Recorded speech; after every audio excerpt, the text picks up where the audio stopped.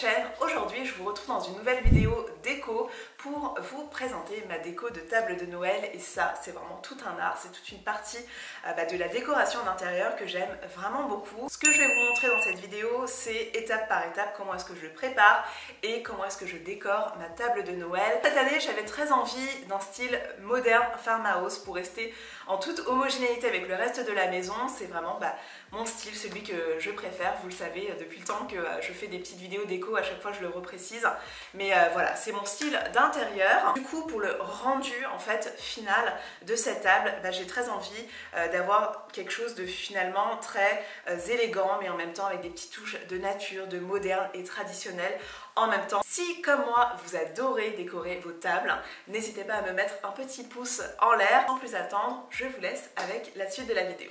Ok, alors j'ai déjà commencé à disposer tout ce dont j'ai besoin sur ma table basse, et c'est vraiment comme ça que je m'organise à chaque fois. Je trouve que de procéder comme ça a plusieurs avantages. Premièrement, ça me permet d'avancer étape par étape.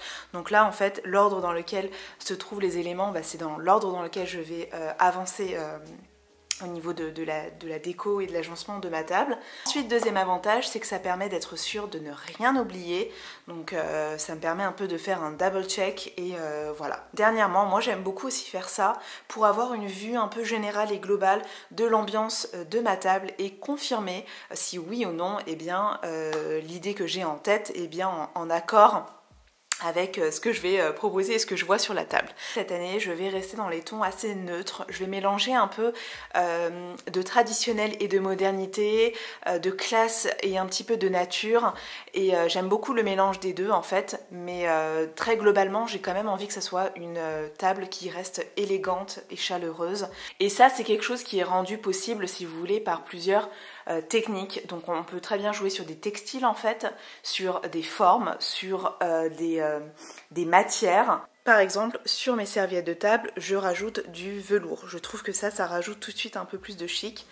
Ensuite, au niveau des verres, ce côté un petit peu vintage et très cristal, pareil, je trouve que ça ajoute beaucoup de chic en fait à la table. Il y a un petit côté très traditionnel, un peu à l'ancienne.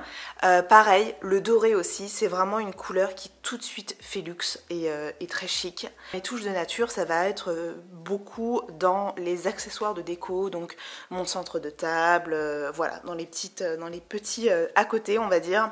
Et puis au niveau des textiles, moi j'adore les textiles dans les tons un peu neutres et beige. Donc voilà. Première étape, c'est de venir poser la nappe de table. Donc ça c'est une ancienne nappe que j'aime et qui est toujours disponible chez Casa.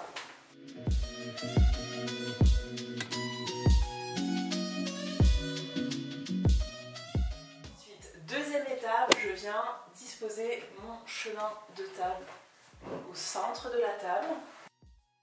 Cette année, j'ai décidé d'opter pour un motif rayé parce que c'est un motif que l'on retrouve beaucoup dans le style farmhouse. Voilà, que ce soit même au niveau des coussins, des nappes, voilà, les carreaux et les rayures, c'est vraiment quelque chose que l'on retrouve beaucoup dans ce style. Maintenant, je vais venir mettre ma déco de centre de table, comme ceci. Hop. J'aime bien qu'elle soit pas droite en fait et qu'il y ait un peu comme un zigzag. Nouveauté pour cette année, ça va être de placer quelques petits artichauts, quelques petits aliments, enfin de faux aliments comme ça. Je trouve que ça rappelle un peu l'époque, un peu des rois où il y avait des raisins ou des grenades, ce genre de choses. Je trouve que ça a un côté un peu traditionnel hyper sympa.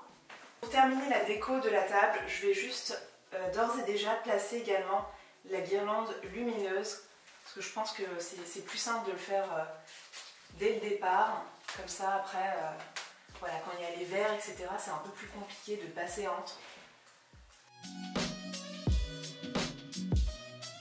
Cette partie-là, vous pouvez tout simplement venir la cacher entre ou en dessous des branches. Dernier élément de déco, ça va être le placement des bougeoirs.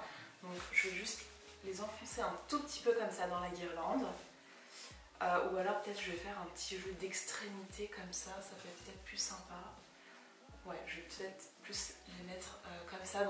Et ensuite je viens placer les bougies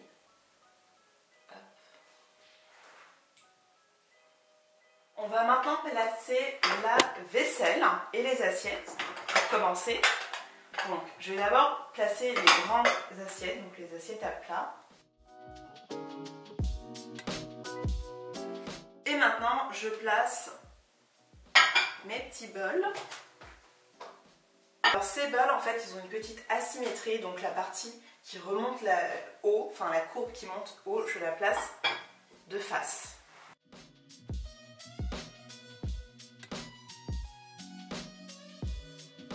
Je vais placer tous mes couverts, donc je vais d'abord disposer les couteaux, ensuite les cuillères,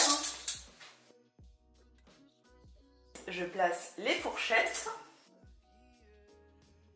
et maintenant je place les petites cuillères pour le dessert. Maintenant je vais placer les dessous de verre. Je viens placer les verres à eau.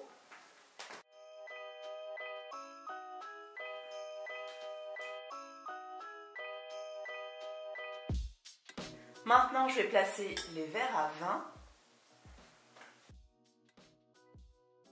Et pour terminer, on va placer les serviettes de table. Alors pour réaliser ces serviettes de table, j'ai tout simplement coupé un petit peu de ruban vert que j'ai enroulé et que j'ai noué 2 fois sur la serviette.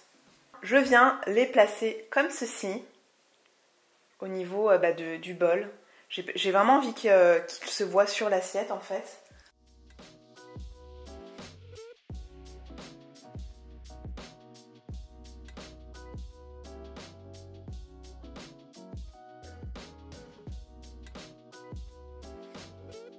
Dernière petite touche, allumer les bougies.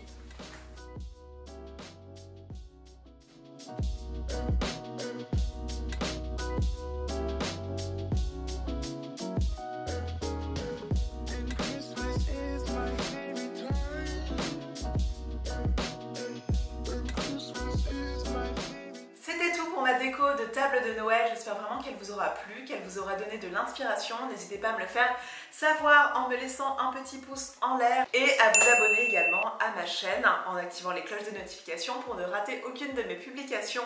Étant donné que cette vidéo sera la dernière en rapport avec les fêtes que je vais publier cette année 2020, j'en profite pour vous souhaiter de très belles fêtes de fin d'année. Je vous invite également sur mes réseaux sociaux que je liste juste ici ainsi que dans la barre d'informations. On se retrouve très bientôt sur ma chaîne.